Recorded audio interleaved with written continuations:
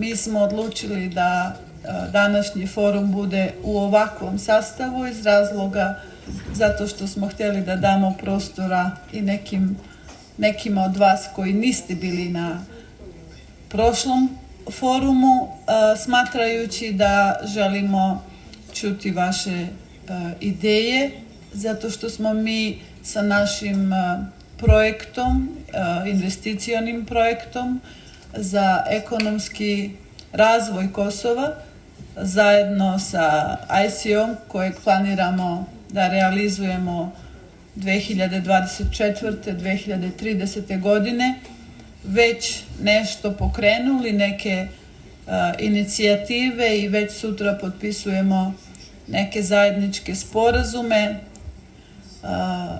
u Mitrovici, u Prizrenu, ali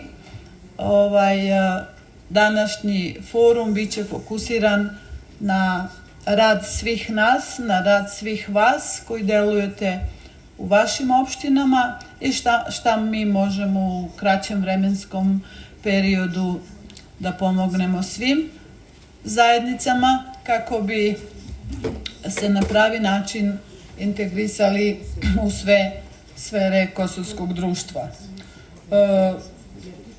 Lično sam zadovoljna načinom funkcionisanja sa ICO-om, ipak je ovo veliki projekat, pilot projekat. Prvi su ovi naši sporazumi ili memorandumi koje planiramo da realizujemo iduće godine, ali itekako su nam važna vaša mišljenja, vaše ideje. Posle imat ćemo diskusiju. Vi ste svi profesionalci, svi ste realizovali puno projekata svih ovih godina, dotiču sve kategorije, znači razvoj mladih i žena i ekonomski razvoj naših zajednica, ali možda i svi zajedno da se uključimo u jednom većem projektu i da stanovnici naše države imaju koristi. U tom smislu ja ću se kasnije uključiti zato što je moj tim zajedno sa vama radio na strategiji foruma, kako bi on izgledao i kako bismo mi pratili, mi kao vlada i ICO i investitori, i pronašli najbolji mogući način da realizujemo sve te naše zajedničke projekte, a da svi imaju korist. Ja ću dati reč mom prijatelju gospodinu Jamesu Holmesu, generalnom sekretaru ICO kancelarije u Londonu, da vam se obrati, da vas pozdravi i da nam ukratko kaže o našim budućim planiranim aktivnostima. I would like to begin by thanking the Deputy Prime Minister and her team for all their work and all their commitment. And to be absolutely clear that we would not be here if it was not for the drive and the determination and the vision of the Deputy Prime Minister to work with all communities and to build bridges with all communities in Kosovo, particularly the non-majority communities. So Deputy Prime Minister, I commend you. Thank you for all the work that you do and have done to bring us to this point. So I will briefly, for those of you who do not know ICO, and many of you I have met before, but for those that I have not, ICO is London-based. We are an international, non-aligned NGO. We work here, we work in the Middle East, we work in Cyprus, and we work in Cameroon.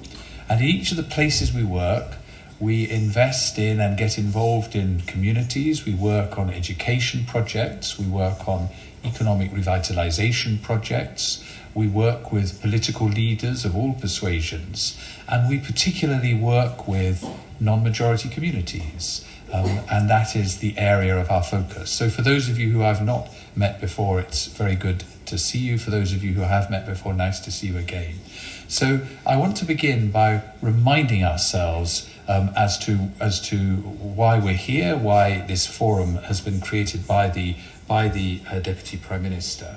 And then I want to talk about the progress so far, and then I want to talk about the next steps. So there are lots of initiatives that are underway, and I want to brief you on those this morning, but there is always a lot more to do. To remind ourselves, the purpose of this forum is to give the opportunity for you as community leaders to have your say at the heart of government. And I know there are other ways of doing it, but the forum is one way of doing it. An opportunity for you to be able to speak to ministers who are here today, who are at the last forum, who will be at future forum meetings, and to share your ideas, your policies, your priorities, and to make sure that they are heard right at the heart of government. And this is the vision of the Deputy Prime Minister, and we're very proud and excited to be part of that. The purpose of our role and our support, because you lead this, the purpose of our role and our support is to help you present those initiatives, those ideas, those policy ideas in the best way possible. To do that, the process needs to be data-driven. It needs to be evidence-based. It needs to be the result of research, the result of evidence, the result of meetings. All of those things will produce the best possible results for you and your communities to present to ministers at this forum and in other places as well. Now, you know the priorities of your communities, you know the needs of your communities, but the purpose of this process is with our help, is to really identify the precise needs and the ways to address those needs. So it's not just more jobs for your community, it's how many more jobs are needed in your community. It's not just more school places, it's how many school places are needed in your community. Not just investment in heritage and culture, but where and how should that investment in heritage and culture be made? In other words, the plan is that when you come to this forum, the idea is that you will have the evidence and you will have the ability to present to ministers with the level of detail that is necessary in order for this to be taken forward. It is an investment fund. It's not a grant fund. It is an investment fund. It is to invest in your communities, in infrastructure, in business, in companies, in people.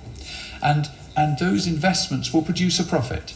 And the profit that comes to the fund will be reinvested as grants. So there will be grants as phase 2 of this, and phase 1 is for there to be investment. So let me tell you the progress so far.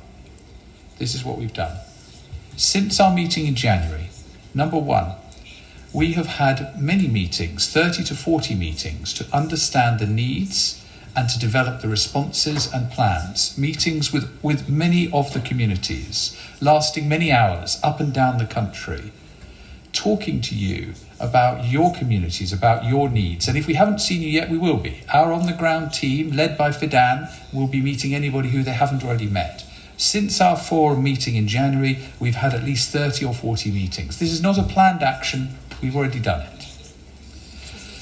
We have commissioned surveys. We have commissioned surveys to do an in-depth analysis and detailed reports on your communities. You know what your needs are, but the purpose of the in-depth reports is to get as much detail as we can on those needs. And it's not some external organisation coming from abroad. It's a Kosovo organisation that has been working with communities already, developing really detailed reports.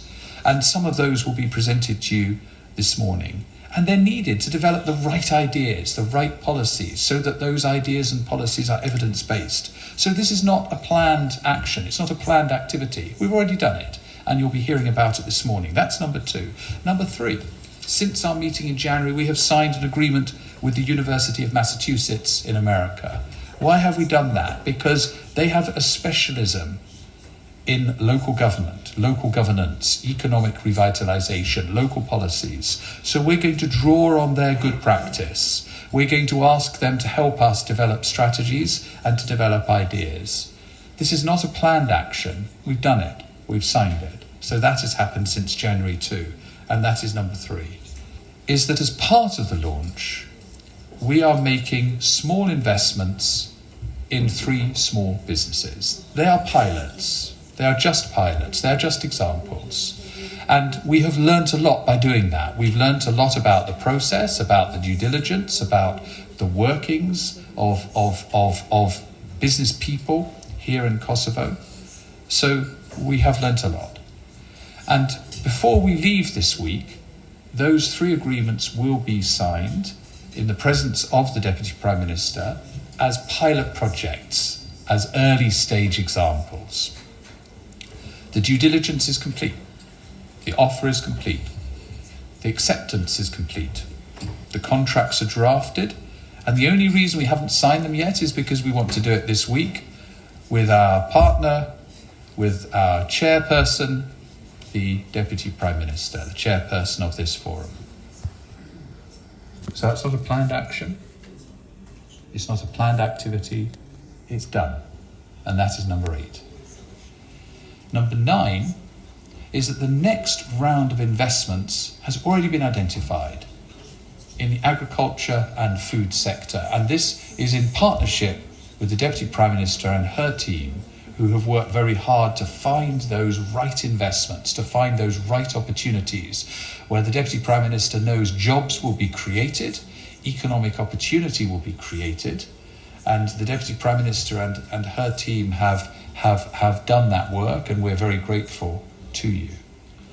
And that will result, if those investments go ahead, that will result in 27 million euros of commitment to those companies identified by the Deputy Prime Minister as being the ones who will create the jobs and create the economic opportunity in your communities now and going forward into the future. And I heard from one of my team that these investments would create potentially 1,300 new jobs. There's a lot of work to be done, but that's the aim. That's where we're aiming.